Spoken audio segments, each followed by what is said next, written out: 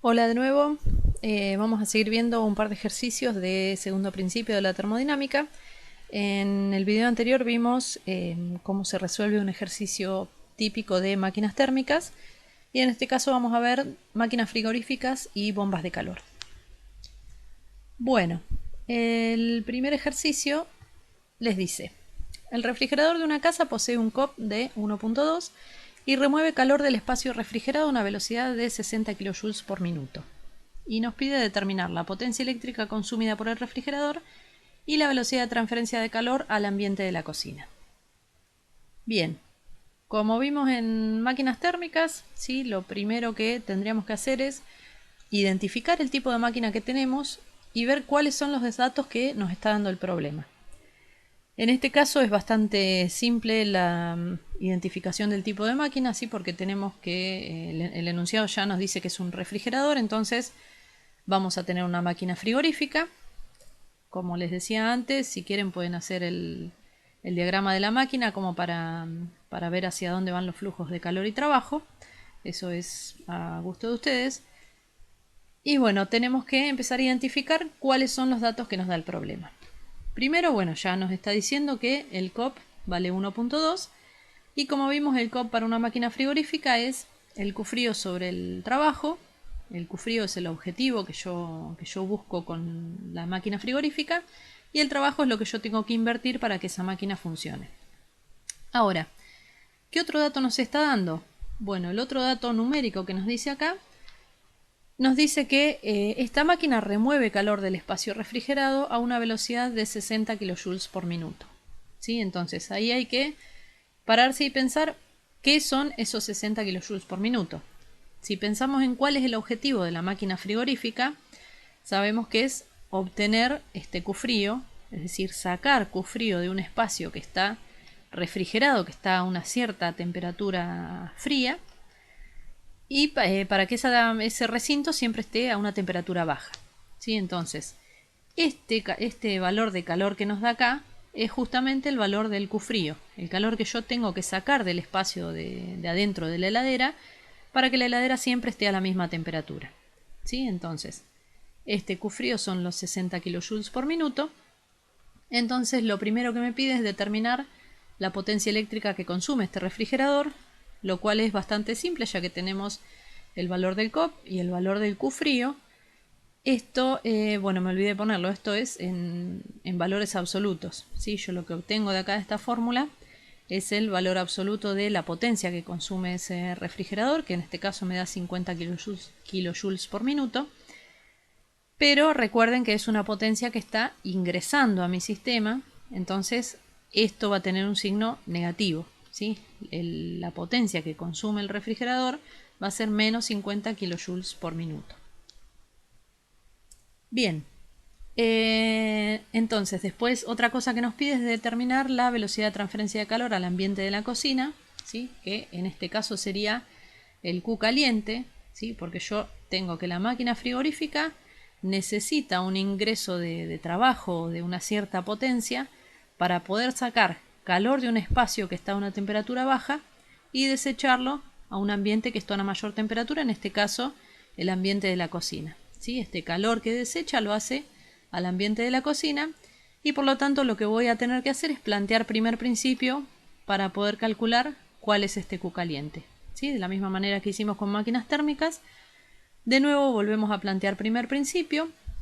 Como esto es un ciclo, el delta U va a ser 0, entonces me queda que la sumatoria de Q caliente y Q frío menos el trabajo me va a dar 0. Lo reemplazamos acá, ¿sí? Y como les dije, estos simplemente son los parámetros, pero después tengo que poner para cada calor y cada trabajo, tengo que ponerle su signo, ¿sí? No estoy trabajando en valores absolutos, así que cada uno de estos va a tener un signo.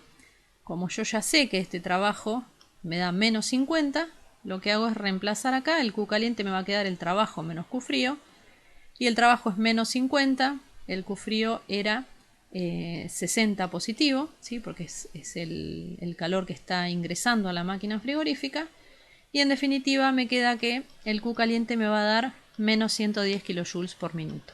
¿Sí? Siempre tienen que considerar que toda la energía que está entrando a la máquina térmica tiene que ser igual a todo lo que sale, ¿sí?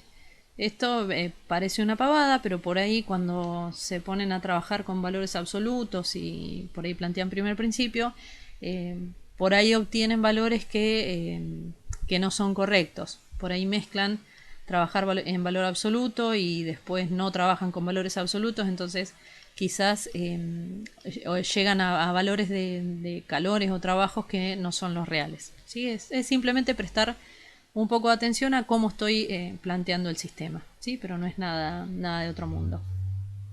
Bien, esto para la máquina frigorífica. Entonces nos quedaría ver por último un ejemplo de una bomba de calor, ¿sí? El ejercicio este les dice una bomba de calor es utilizada para mantener una casa a una temperatura constante de 23 grados centígrados. Me dice que la casa pierde calor hacia el exterior a través de las paredes y de las ventanas a esta velocidad de 60 kJ por hora. Mientras que la energía generada adentro de la casa por las personas y el sistema de iluminación es de 4000 kJ por hora. Y me dice que para un COP de 2,5 tengo que determinar cuál es la potencia que requiere esa bomba de calor para estar funcionando. Bien, bueno, acá no les puse identificar qué tipo de máquina porque ya el enunciado les dice que es una bomba de calor. Entonces lo que tenemos que hacer es identificar los datos del problema, ¿sí? Bueno, en principio tenemos el valor del COP, ¿sí? Que ya nos dice que es 2,5. Pero lo que tendríamos que hacer es ver qué son estos valores de calor que nos da acá, ¿sí? Primero, la bomba de calor, el objetivo va a ser suministrar un Q caliente hacia un ambiente que quiero mantener calefaccionado. En este caso me dice que, bueno, es una casa que quiero mantener a 23 grados centígrados. Entonces, mi casa estaría acá como la fuente de té caliente, ¿sí? Entonces yo le tengo que suministrar una cantidad de calor a esa casa equivalente al calor que pierde por otro lado, ¿sí? Es decir, si yo, supónganse, yendo a, digamos, a otro dispositivo, en una bomba de calor, supónganse que tengo un calefactor prendido en una casa, ¿sí? Y tengo la ventana abierta. Si yo siempre quiero que la habitación esté a una cierta temperatura, bueno, le voy a tener que suministrar calor por medio del calefactor a la misma velocidad que está perdiendo calor a través de las ventanas, ¿sí? En este caso, bueno, acá me dice que la casa pierde calor por las paredes y por las ventanas a esta velocidad, ¿sí? Entonces yo tendría que suministrarle esta cantidad de calor, pero a su vez me dice que adentro de la casa hay personas y hay un sistema de iluminación que están generando calor, ¿sí? Entonces, si yo considero los flujos de calor que tengo en la casa, voy a tener que estos 60.000 kJ por hora se están yendo, se están perdiendo a través de las paredes y de la ventana, pero a su vez tengo como si fuera una generación de calor interna de 4000 kJ por hora, ¿sí? Entonces, en definitiva, lo que tengo que suministrarle a la bomba de calor, ¿sí?, va a ser esa diferencia, la diferencia entre el calor que se está yendo por las paredes y la ventana, pero le tengo que restar el calor que me está proporcionando las personas y todas las luces que tengo dentro de la casa. En definitiva, este Q caliente que me tiene que proveer la bomba de calor es de 50.000 kJ por hora. Y bueno, otro dato que teníamos era el COP, ¿sí?, que ya me da el valor numérico, me dice que es 2,5.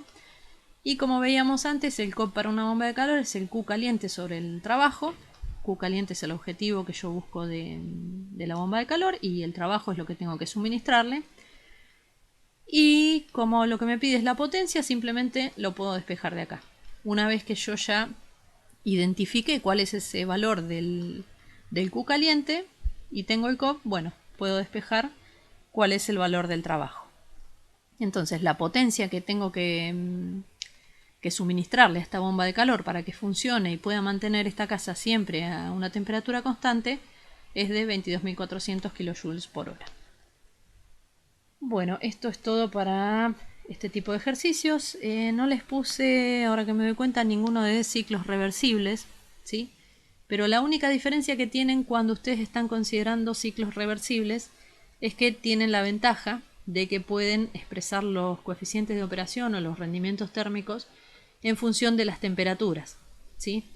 Entonces, por ejemplo, cuando ustedes vean en los ejercicios que les pide, por ejemplo, el rendimiento máximo de una máquina térmica, bueno, me está pidiendo el rendimiento cuando yo tengo la máquina funcionando de modo reversible, ¿sí? Que es la mejor forma en la que yo podría operar esa máquina térmica para obtener la mayor cantidad de trabajo o de potencia, ¿sí? Siempre el proceso reversible es el proceso ideal, el proceso que yo quisiera tener si tuviera, bueno, ausencia de cualquier pérdida de energía en el camino, ¿sí? Sería la mejor forma en la que puede funcionar mi sistema. Entonces, siempre que me diga que tengo una máquina reversible o una máquina ideal o una máquina de Carnot, me está diciendo que esas máquinas funcionan de modo reversible, entonces puedo plantear que el cociente entre los calores, el cociente entre el Q caliente y el Q frío, lo puedo expresar como el cociente de temperaturas de las fuentes, como el cociente de T caliente sobre T frío, ¿sí?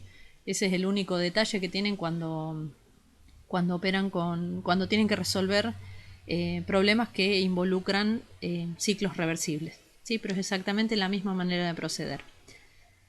Por último, un par nomás de recomendaciones. Bueno, acá les puse a analizar bien el sistema que se está analizando y pensar cuál es su objetivo, ¿sí? Esto va para que ustedes, cuando tengan el enunciado, vean si se trata de una máquina frigorífica, una bomba de calor, ¿sí? Por ahí hay enunciados que no son tan simples como les puse acá, entonces, qué sé yo, por ahí lleva un poco a la confusión. Entonces tienen que pensar bien qué tipo de máquinas están teniendo y analizar los signos del calor y de trabajo cuando ustedes están planteando primer principio, si es que no están trabajando, bueno, con las ecuaciones de valor absoluto. Y acá les puse, tengan cuidado cuando trabajan con los valores absolutos. No se olviden que cada calor o cada trabajo tiene su signo, entonces si ustedes trabajan con valores absolutos, simplemente van a obtener justamente el valor absoluto, pero eso después tienen que pensar qué signo tendría si yo me estoy plantando en cada máquina, si ese calor o ese trabajo ingresan o salen de mi sistema. Bueno, eso es todo para este video y bueno, espero que tengan suerte y nos vemos en la próxima clase.